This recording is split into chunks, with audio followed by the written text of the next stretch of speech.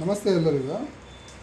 Tap and go fit ಮಾಡುವಾಗ brush ಕಟ್ರಿಗೆ ಎಲ್ಲರಿಗೂ right side tight ಮಾಡಬೇಕಾ ಅಲ್ಲ ಲೆಫ್ಟ್ ಸೈಡ್ ಟೈಟ್ ಮಾಡಬೇಕಾ ಅಂತ ಕನ್ಫ್ಯೂಸ್ ಇರುತ್ತೆ. ಸೊ ಯಾವಾಗಲೂ ಫಿಟ್ ಮಾಡುವಾಗ ಟೈಟ್ ಮಾಡುವಾಗ ಅದನ್ನು ಲೆಫ್ಟ್ ಸೈಡ್ ಟೈಟ್ ಮಾಡಬೇಕು, ಲೂಸ್ ಮಾಡುವಾಗ ರೈಟ್ ಸೈಡ್ ಟೈಟ್ ಮಾಡಬೇಕು, ರೈಟ್ ಸೈಡ್ ತಿರ್ಸ್ಬೇಕು. ಸೊ ಅಸೆಂಬಲ್ ಮಾಡುವಾಗ ಫಸ್ಟು ಯಾವತ್ತು ಎ ವಾಷರನ್ನು ಫಸ್ಟು ಅಸೆಂಬಲ್ ಮಾಡಿಕೊಂಡು ಈ ಥರ ಹಾಕ್ಕೊಂಡು ಆಮೇಲೆ ಆಲಂಕಿಯನ್ನು ಫಸ್ಟು ಲಾಕ್ ಮಾಡ್ಕೊಬೇಕು. ಈ ಥರ ಆಲಂಕಿಯನ್ನು ಲಾಕ್ ಮಾಡಿ ಆದಮೇಲೆ ಟ್ಯಾಪ್ ಆ್ಯಂಡ್ ಗೋ ತೊಗೊಂಡು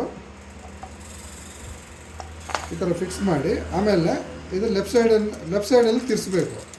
ಇದು ನೋಡಿ ಇವಾಗ ಎಷ್ಟು ಚೆನ್ನಾಗಿ ಟೈಟ್ ಆಗ್ತಿದೆ. ಇದನ್ನು ಹಿಡ್ಕೊಂಡು ಫುಲ್ ಟೈಟ್